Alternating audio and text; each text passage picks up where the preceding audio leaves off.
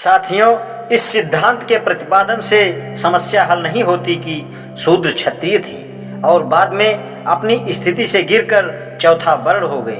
इससे एक अन्य प्रश्न यह भी उठता है कि वे सामाजिक प्रतिष्ठा से कैसे च्युत हुए। यह समस्या नहीं है, यह पहले नहीं उठी। इसका उत्तर किताबों से नहीं मिल सकता। मैंने ही यह प्रश्न पहली बार उठाया है। यह प्रश्न शूद्रों के विषय में मेरे सिद्धांत पर आधारित है।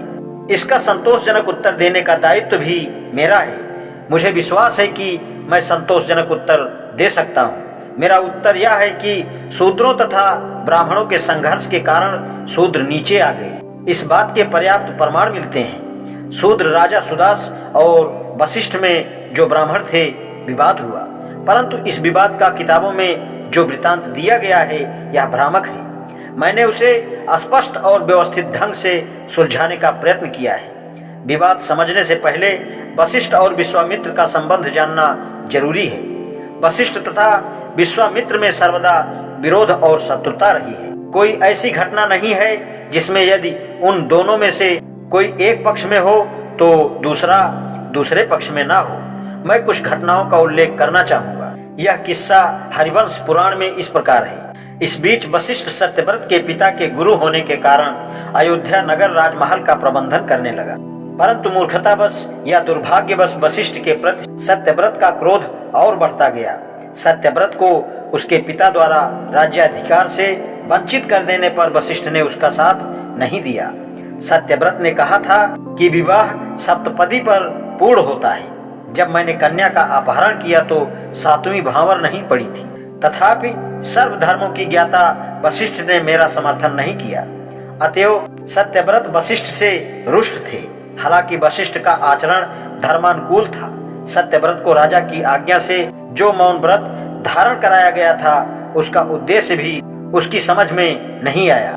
राजा ने यह काम कुल मर्यादा के लिए किया था। महामुनि वशिष्ठ ने ऐसा करने से राजा को न रोका और इसके बजाय उसके पुत्र को राजा बनाने का निश्चय कर लिया।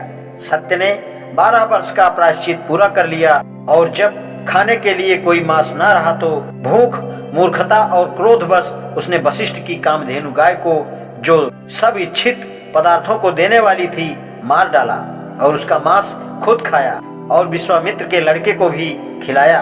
इससे क्रोधित होकर वशिष्ठ ने उसका नाम त्रिशंकु रख दिया, क्योंकि उसने 3 पाप किए थे। क्योंकि त्रिशंकु ने विश्वामित्र की स्त्री की मदद की थी, इसलिए वे इस पर कृपालु हो गए। उन्होंने उससे वरदान मांगने को कहा। त्रिशंकु ने कहा कि मैं सशरीर स्वर्ग जाना चाहता हूँ। जब 12 वर्ष की अनावृष्टि का अंत हुआ तो विश्वामित्र ने त्रिशंकु को राजगद्दी पर बैठाकर यज्ञ कराया तथा देवताओं और वशिष्ठ के विरोध करने पर उसे संदेह स्वर्ग पहुंचा दिया। दूसरा किस्सा त्रिशंकु के पुत्र हरिश्चंद्र का है। यह विष्णु पुराण तथा मार्कंडे पुराण में लिखा है। किस्सा इस प्रकार है। एक समय राजा हरिश्चंद्र जब शिकार खेल रहे थे, उन्होंने कुछ स्त्रियों का रुदन सुना। स्त्रियां विश्वामित्र की तपस्या से व्याकुल हो रही थी। क्षत्रिय धर्म से वशीभूत होकर निस्सहाय की रक्षा करने हेतु तथा गणेश की वशीभूत हो राजा चिल्लाए, यह कौन पापी है जो मुझ जैसे प्रतापी राजा के सम्मुख आग को कपड़े में बांध रहा है? वह आज मेरे सरों से बिंध कर मृत्यु को प्राप्त होगा। यह सुनकर विश्वामित्र को क्रोध आया और क्रोध के कारण उनका विज्ञान नष्ट हो गया। उनके क्रोध से भयभीत होकर राजा पीपल के पत्तों की भांति कांपता हुआ उनके साथ खड़ा हो गया और निवेदन किया, मैं ब्राह्मणों को दिए हुए राजधर्म का पालन कर रहा हूँ, अर्थात निस्सहाय की रक्षा और शत्रुओं का दमन और याचना की। जो मांगेंगे उसे मुंह मांगा दान देंगे, चाहे सोना, पुत्र पुत्री, शरीर, जमीन, राज्य और पुण्य लाभ ही क्यों न हो। विश्वामित्र ने संपूर्ण राज्य मांग लिया, जिसमें राजा का शरीर, उनकी स्त्री और पुत्र न थे। राजा ने सहर्ष देना स्वीकार किया। मुनि ने कहा, सारे आभूषण उतार दो और अपनी स्त्री और पुत्र को वल्कल बसन धारण कराकर राज्य से बाहर निकल जाओ। जब राजा जाने लगे तब विश्वामित्र ने राजसूय यज्ञ कराने की दक्षिणा मांगी। राजा ने कहा, इस शरीर, स्त्री और पुत्र के अलावा मेरे पास क्या है? इस पर राजा ने 1 मास का समय मांगा और प्रजा को विलाप करते छोड़कर काशी चले गए। विश्वामित्र ने भी वहां पहुंच मास समाप्त होने से पहले ही अपनी दक्षिणा मांगी। तब सैब्या ने राजा से कहा, मुझे बेच दो। राजा बेहोश हो गए और रानी भी बेहोश हो गई।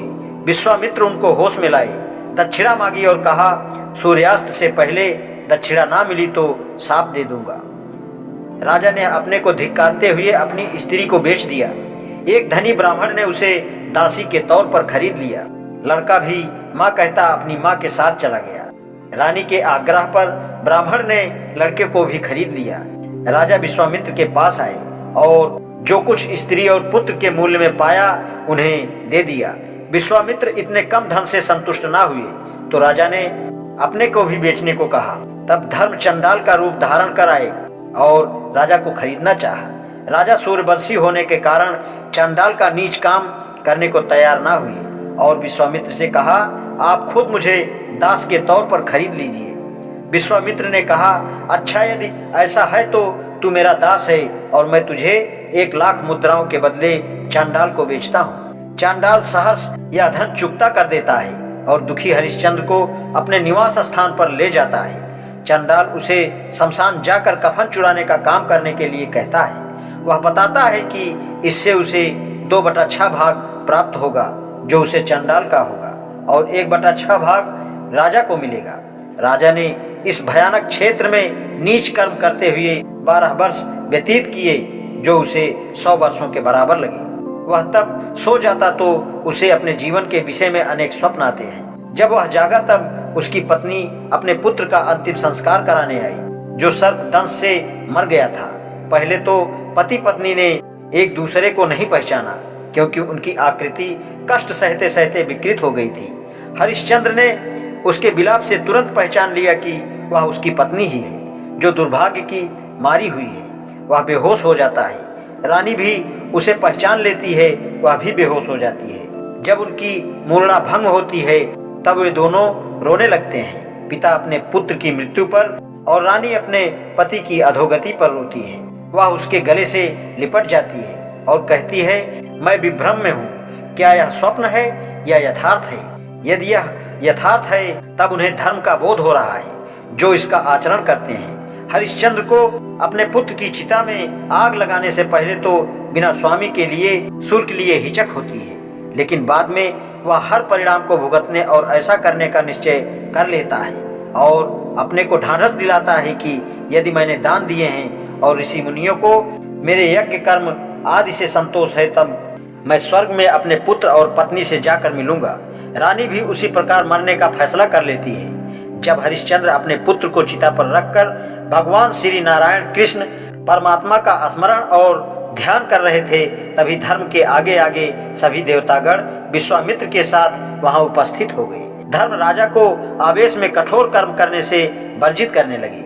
इंद्र ने घोषणा की कि राजा, उसकी पत्नी और उसके पुत्र ने अपने सत्कर्म से स्वर्ग जीत लिया है। देवताओं ने आकाश से अमृत व पुष्पों की वर्षा की और राजा का पुत्र पुनः जीवित हो उठा तथा स्वस्थ हो गया। आज इतना ही, शेष कल। धन्यवाद।